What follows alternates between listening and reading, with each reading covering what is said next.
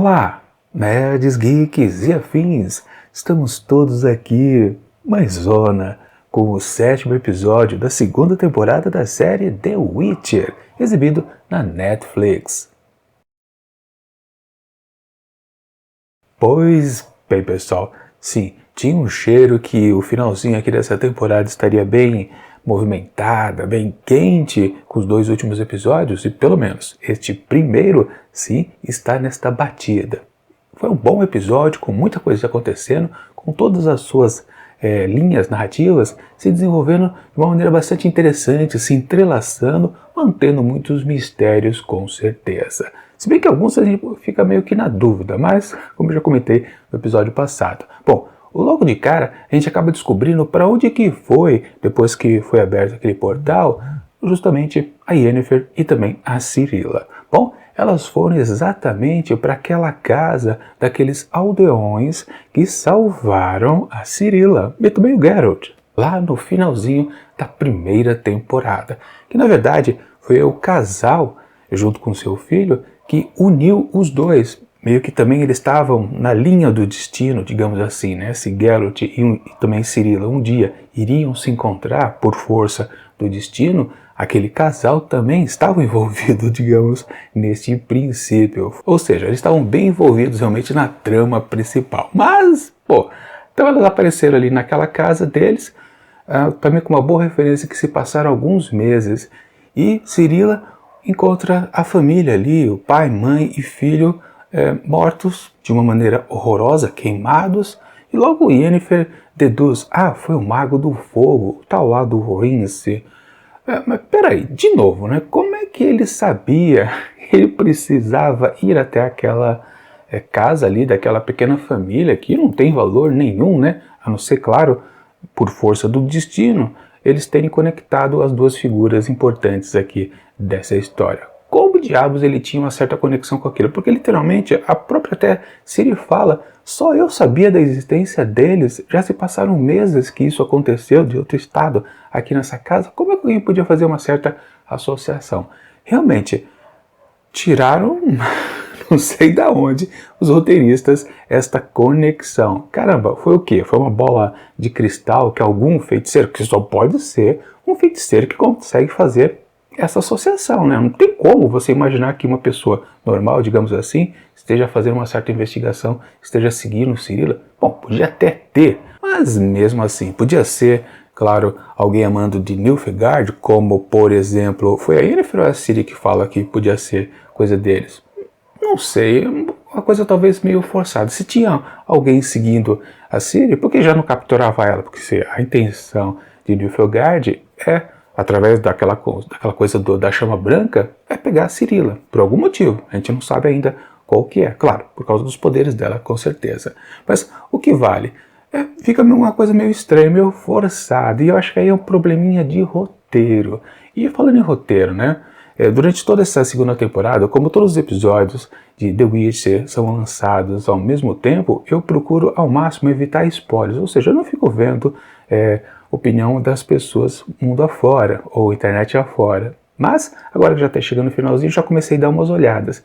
E descobri que, na verdade, toda essa segunda temporada, ela não existe exatamente nesse formato lá nos livros. Pois é, se fez muitas coisas diferenciadas.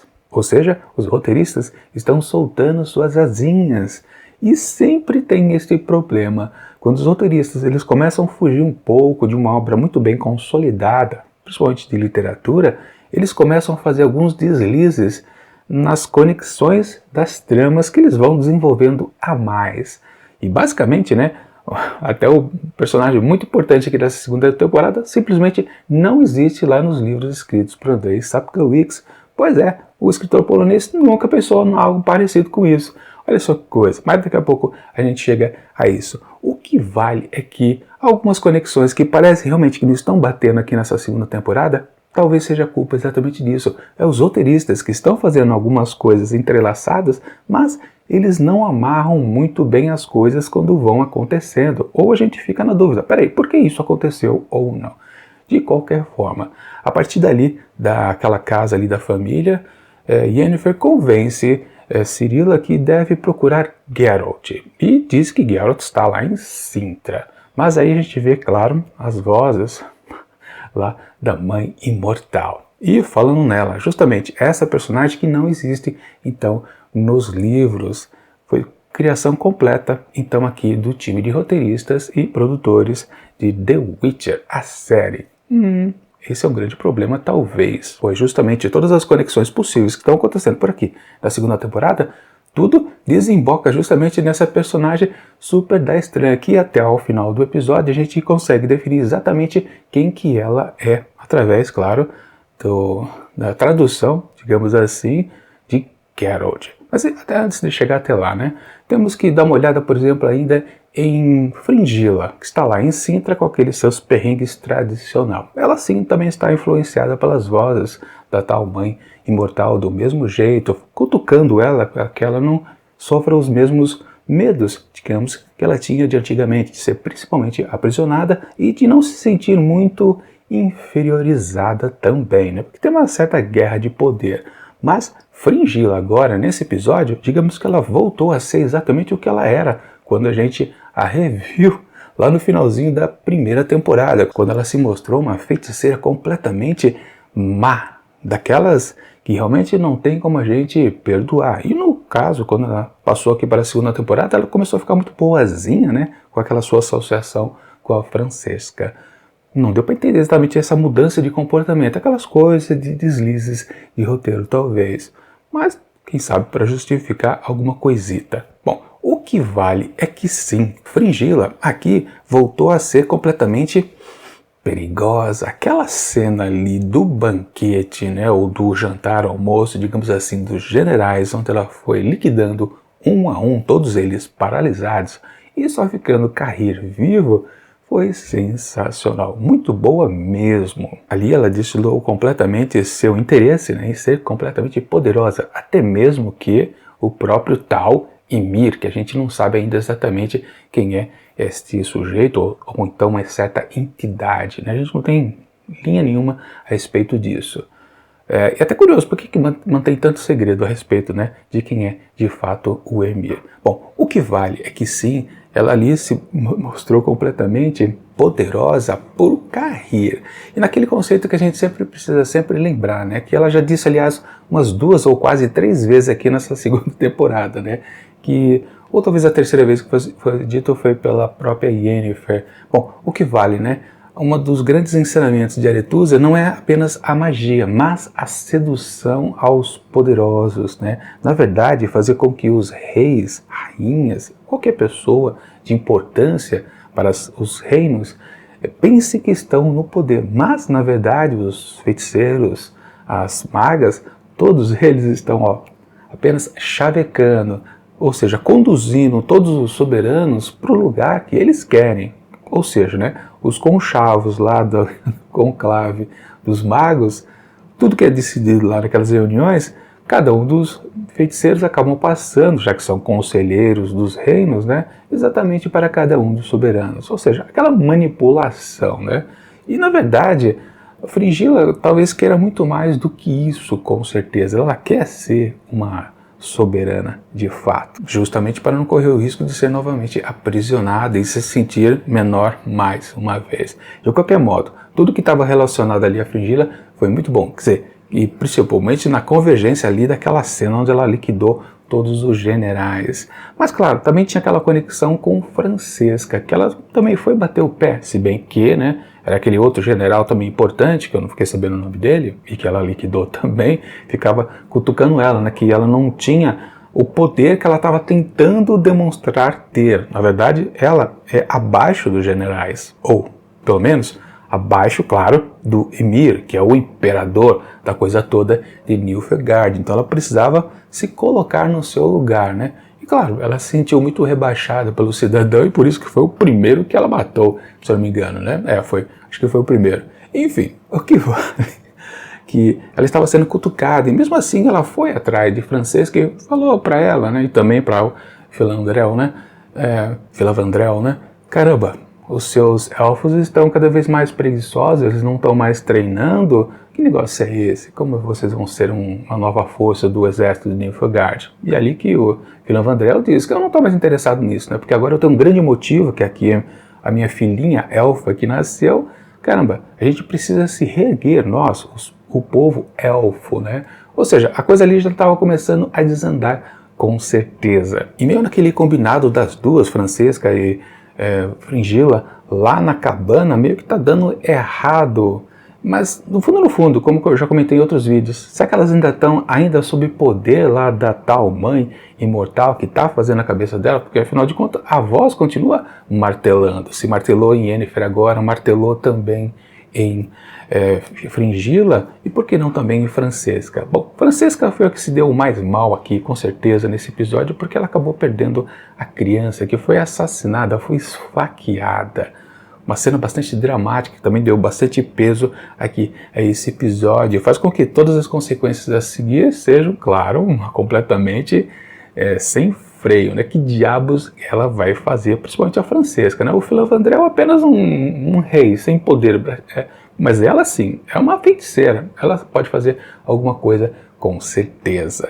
Mas o que vale de toda essa história é que no fundo, isso serviu para a tal mãe imortal se libertar lá da cabana. Mas antes disso, né, porque a gente tem que lembrar que temos ali ainda a jornada de Yennefer junto com Ciri, que estava, né, mais uma vez ensinando a garota os truques mágicos. Aquele momento lá onde tinha que atravessar o rio, que a ponte estava caída, caramba, aquele ali também foi muito bacana, mas naquela coisa, né? Será que realmente a Yennefer é capaz de ensinar alguma coisa a Ciri? Porque ela tem um poder ali que ela não consegue controlar. Tanto que ela tentou fazer na base da magia simples, né? Falando aquelas palavras, aqueles versos, sei lá o que se fala na magia. Ela quase conseguiu, mas começou a sangrar. Mas aí depois ela ficou muito revoltada que não tinha conseguido êxito. E de repente, elas já estavam do outro lado do rio, junto com seus cavalinhos, o que é mais interessante ainda, né? Falando em cavalo, né? O Geralt ganhou outro cavalo, porque eu esqueci de comentar no episódio passado, né? Que Plotka foi morta, na verdade é uma égua, né? Foi morta lá por aquela criatura alada, e Geralt ganhou outro cavalo, né? No videogame, o cavalo do Geralt é chamado de carpeado. Claro, uma tradução, né? Acho que Plotka é a mesma coisa. E basicamente qualquer cavalo que ele tenha, ele nomeia da mesma maneira. A Plotka que a gente conhecia, que acabou morrendo agora, eu acho que era a mesma égua o tempo todo, né? Porque vamos lembrar, se passaram alguns anos e a égua não ficou velhinha, não aconteceu nada com ela, suas aventuras, ela não morreu, enfim, de qualquer forma, acho que lembraram, né, que precisava trocar de vez em quando o cavalinho, a montaria do Geralt. De qualquer forma, ele até falou, não gosto muito do seu estilo, porque agora é um cavalo negro, né? Um cavalo bem parrudo. A Plotka é uma montaria um pouco mais modesta, digamos assim, né? Mas, de qualquer forma, aliás, eu não sei se é outra égua, não, acho que agora é um macho, né? De qualquer forma, continua a ser chamado de Plotka, com certeza. Eu acho. Pelo menos é o que eu vi escrito por aí, né? Na verdade, ele não falou o nome até agora.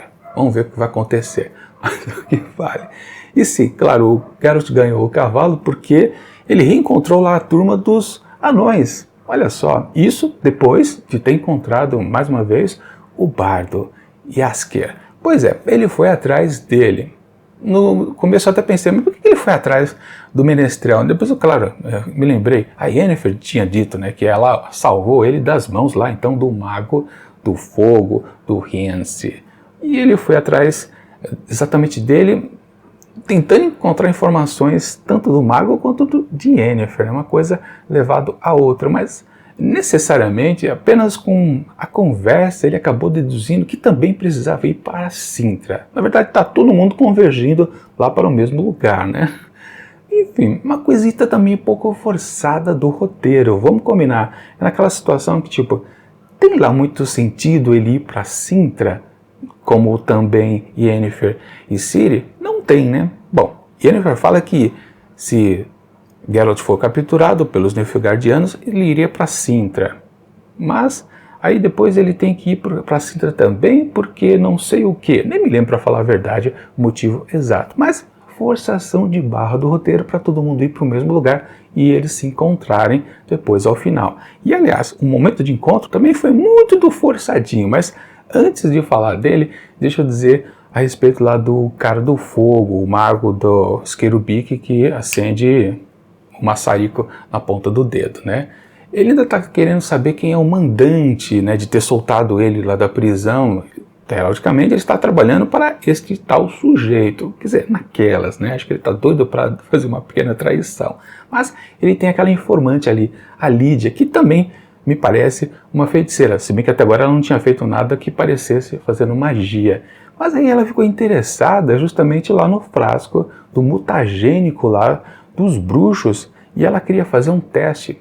Parece que ela sempre foi atrás desse produto, mas ela sempre tentava fazer o teste em pessoas já falecidas. Que coisa mais esquisita. Mas enfim, agora que ela tinha lá o frasco na mão, ela colocou um pouquinho nas mãos, esfregou e foi dar uma cheirada. E se lascou. O que aconteceu com ela? Ela morreu? Não entendi aquilo. Também é uma cena meio despirocada. Até o próprio Reese ali ficou, eita, o que aconteceu, porra? Até ele não entendeu o que diabo aconteceu ali, mas ok, uma coisa misteriosa está sendo colocada ali. E para quem que ela trabalha, a Lídia? Não dá para saber até agora. Será o Distra, que retornou também depois, acho que 2 episódios que não tinha dado as caras? Ele também, a Coruja, né? Aliás, Coruja, né? Deixa eu pensar, né? A participação do Dara aqui nessa segunda temporada, servindo de espião, estando em locais apropriados. Caramba, ele estava servindo lá a Francesca e o Filanvadrel dentro do quarto deles, vendo lá a bebezinha, dando palpite sobre o nome dela. Muito forçado também o personagem aqui. Acho que provavelmente ele não participa de nada disso lá no original, nos livros. Depois ele conversando com a Coruja, arrependido. Inutilmente a participação do personagem aqui na segunda temporada. Só para constar que ele é um personagem que tem conexão com a Ciri. Mas voltando ao Dijkstra, né? Ele agora se mostrou mais realmente como um feiticeiro. Antigamente eu estava meio em dúvida se ele realmente era, né? Parecia apenas uma pessoa normal. Mas não, ele faz parte lá do conclave lá dos feiticeiros e está nos conchavos ali dentro de Aretusa, tentando consertar ou não as questões. Me parece que ele ainda está um pouquinho meio por fora. Ele não está comunado com todo mundo ali, não.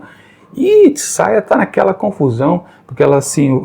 Agora ele é líder, na verdade, ali de Aretusa, junto com o seu boy, né? Que é o Vilge Gold, não lembro o nome dele exato, né? Mas ela está se enroscando com aquela questão lá da atriz que voltou com a informação a respeito da Ciri. Ela deixou vazar a informação lá pro cara, que vazou para todo mundo. Ou seja, uma salada danada. Quer dizer, nem para todo mundo, né? Ou seja, tem uma certa bagunça aqui generalizada ali em torno do poder ali dentro de Aretusa. Que eu não sei também se isso existia no original ou foi invencionista aqui dos roteiristas para a segunda temporada, que eles estão perdendo um pouco a mão. Para piorar também, ficar mais confuso ainda, né? Teve a Fringilla voltando a bater um papinho com o seu tio, né? Ela se teleportou ali para dentro de Aretusa, quase numa certa ofensa, mas num papo com ele, meio que, acho que foi por causa do que ele disse para ela, de ela realmente decidir o que ela quer, né? Servir alguém ou ser poderosa, né? Acho que foi isso que fez com que ela atacasse lá os generais a seguir. Basicamente isso, né? Mas, ou seja, na verdade o episódio é bom porque tem uma salada danada de muitas coisas acontecendo ao mesmo tempo. E então, voltando ao mesmo lugar, onde todo mundo convergiu então para Cintra, temos então a questão que, claro, a Cirilla está conversando com Yennefer e acaba ficando meio revoltada, que ela percebe, caramba, Yennefer, você me traiu, né? E ela solta lá também a sua revolta e começa a abrir outro rasgo ali na terra, que acaba fazendo prejuízo lá para as muralhas de Cintra. Uma coisa meio forçada. E de repente um cara lá, um dos sentinelas, grita, né? Alertem lá o pessoal lá de baixo, não sei o quê. De repente já tem um bando de cavalo quase já se aproximando das duas, que estão bem distante de Cintra, né? Quer dizer, a Cintra está visível, mas onde elas nem chegaram perto ainda, onde caiu aquele primeiro monólito, onde teve aquele rasgo que Ciri tinha feito lá na primeira temporada, né? Bom, foi meio forçado, né? Ou seja, o cara dá um aviso, o sentinela dá um aviso lá em cima da muralha, aí aparecem os cavaleiros, né, de Nilfgaard ali, já quase atacando elas, alcançam na verdade as duas, elas não têm chance de subir aos cavalos que elas estavam ali ao lado, ou seja, os caras deviam estar aqui, a 1 minuto de distância em corrida de cavalo, que eu digo, né? Caramba, não tem a proporção de tempo ali que passa aquela cena, é um absurdo. Só que piora mais ainda, fica mais ridículo, até porque de repente aparece Geralt salvando as duas, juntamente com os anões que estão numa carroça. Caramba, ali é um campo aberto, não tem como. De repente, Geralt montado em seu novo cavalo e os anões com aquela carroça bem mais lenta, terem chegado a tempo, sem os guardas ali de Nilfgaard terem percebido, para salvar as duas moças. Totalmente forçado aquela cena, ela não tem sentido. Quer dizer, tem sentido, é para mostrar uma cena de ação. Mas se você para pensar, caramba, não tem como eles terem surpreendido os soldados nilfgaardianos. Não tem mesmo. Mas enfim, claro, rolou aquela sensação ali de bastante luta, violência, a gente se diverte com aquilo, né? Finge que nada daquilo é possível no campo do real, mas ok. O que vale é que sim, Geralt está quase querendo tirar a cabecinha fora de Yennefer ali pela traição que ela havia cometido, né? Bom, antes disso, ele manda se junto com o bardo e também os anões lá para a escola dos bruxos. E de novo, né, caramba, vai passar mais tempo ainda nessa travessia, porque é longe essa escola, né, com certeza. Mas enfim, isso deve ser papo para o episódio seguinte. Porque o que temos aqui é realmente a conclusão que sim, foi um bom gancho para o episódio final. Naquelas de Geralt tentar descobrir a verdade absoluta de Yennefer, ela acaba confessando que sim, ela estava em uma certa associação com a tal mãe imortal, que aí Geralt meio que determina que na verdade ela é um demônio, na verdade o primeiro demônio que foi fruto do surgimento dos bruxos. A primeira missão dos bruxos, digamos assim, a primeira tarefa foi exatamente um grupo deles, provavelmente não foi um, a condicionar a bruxa dentro daquela cabana num certo feitiço, que somente agora ela conseguiu sair, justamente pela dor lá de Francesca em perder o seu bebê. Justamente quando ela consegue aquilo, e antes, quando a Fringilla havia matado os generais, ela já tinha, a bruxa, se fagulhado, né? Ou seja, o jeito do corpo dela sair dentro da cabana era através de fagulhas. Um pouquinho ela já conseguiu quando Fringilla meio que matou lá todos os generais. E depois completamente quando a dor da Francesca em perder o bebê, aí foi completamente, né? Ela conseguiu se evadir da cabana e depois atacar a Ciri, que foi exatamente o finalzinho, né? Ou seja, é um bom gancho realmente dado. O que vai acontecer, né, com Cirila sendo possuída pela bruxa má? Quer dizer, não é a bruxa má, é um demônio mesmo, né? A mãe imortal é tão somente um demônio bem casca grossa pelo jeito.